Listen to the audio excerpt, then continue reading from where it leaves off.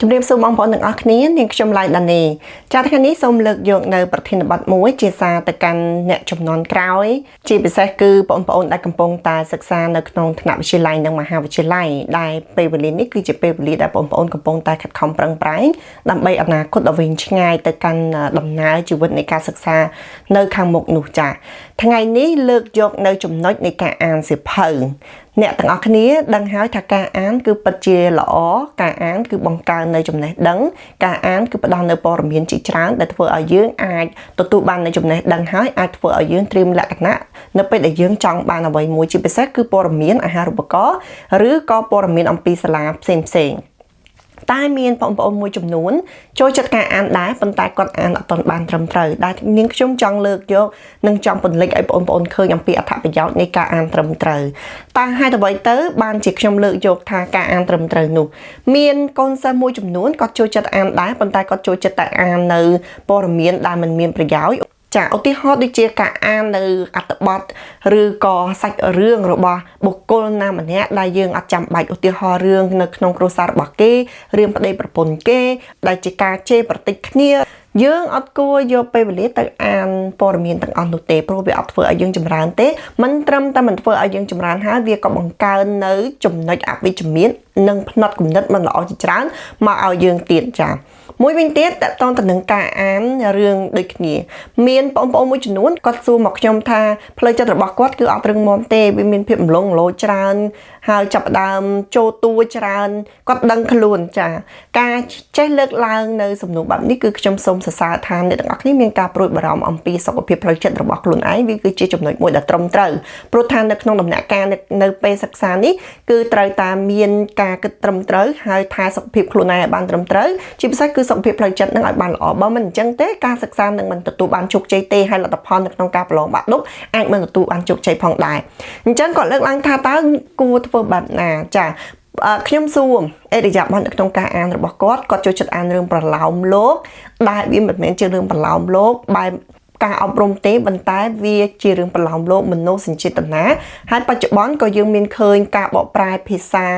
បរទេសមកជាភាសាខ្មែរយើងដែលសភើប្រឡោមលោកទាំងអស់នោះវាមានលក្ខណៈជាបែបបរទេស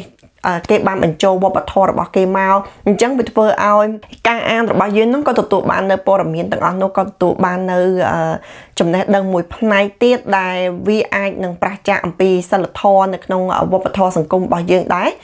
ចាការអានរឿងប្រឡោមលោកមិនមែនមានន័យថាមិនល្អទេអ្នកទាំងអស់គ្នាបើសិនជារឿងប្រឡោមលោកនោះវាមានបង្កប់នៅអត្ថន័យអប់រំហើយរឿងប្រឡោមលោកដែលបង្ហាញ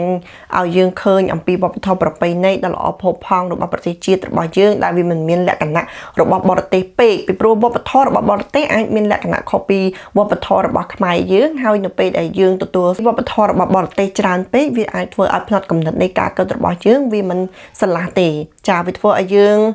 គិតលងលយច្រើនពេកខ្ញុំលើកឧទាហរណ៍មួយថានៅក្នុងសាច់រឿងហ្នឹងតួស្រីចង់បញ្ចប់គឺសម្រាប់ខ្លួនអញ្ចឹងនៅពេលដែលខូចចិត្តរឿងបញ្ហា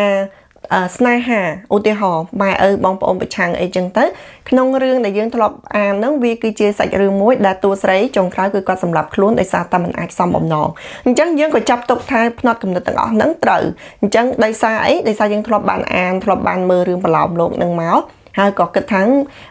ខ្លួនឯងក៏ជាតួអង្គមួយនៅក្នុងសាច់រឿងនឹងដែរនេះហើយគឺជាចំណុចដែលខ្ញុំចង់ផ្ញើសារទៅកាន់បងប្អូនទាំងអស់គ្នាថានេះគឺជាចំណុចដែលចូលតួខុសរឿងចាมันគួរគប្បីនឹងឲ្យ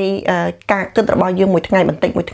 ទេតែកាលណាមានការគិតបែបនេះហើយមួយថ្ងៃបន្តិចវានឹងធ្វើឲ្យផ្នត់គំនិតហ្នឹងជារឿងសាមញ្ញនៅក្នុងការគិតរបស់យើងហើយថ្ងៃណាមួយយើងក៏អាចជ្រើសរើសវិធីសាស្ត្របែបហ្នឹងដែរអញ្ចឹងខ្ញុំឃើញថាបងប្អូនទាំងអស់គ្នានៅក្នុងសង្គមរបស់យើងក៏អាចបានឃើញនៅ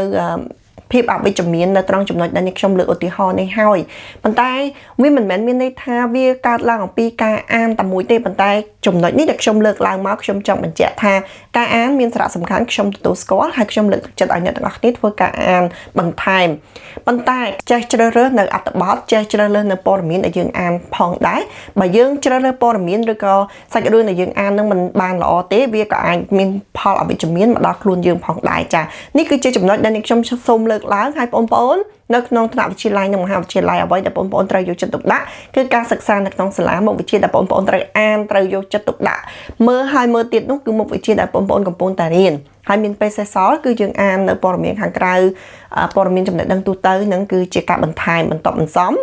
ចាដើម្បីបង្កើននៅចំណេះដឹងរបស់យើងទៅលើមុខវិជ្ជាណាមួយប៉ុន្តែសូមម្ដងទៀតសារដែលខ្ញុំចង់លើកឡើងសូមបងប្អូនជ្រើសរើសនៅការអាននឹងឲ្យបានត្រឹមត្រូវបើជ្រើសរើសខុសព័ត៌មានទទួលបានខុសហើយវាក៏ជាអត្តពលអវិជ្ជមានសម្រាប់ជីវិតរបស់អ្នកទាំងអស់គ្នាផងដែរចាខ្ញុំមានសារប៉ុណ្នេះជូនទាំងអស់គ្នាជម្រាបលាចា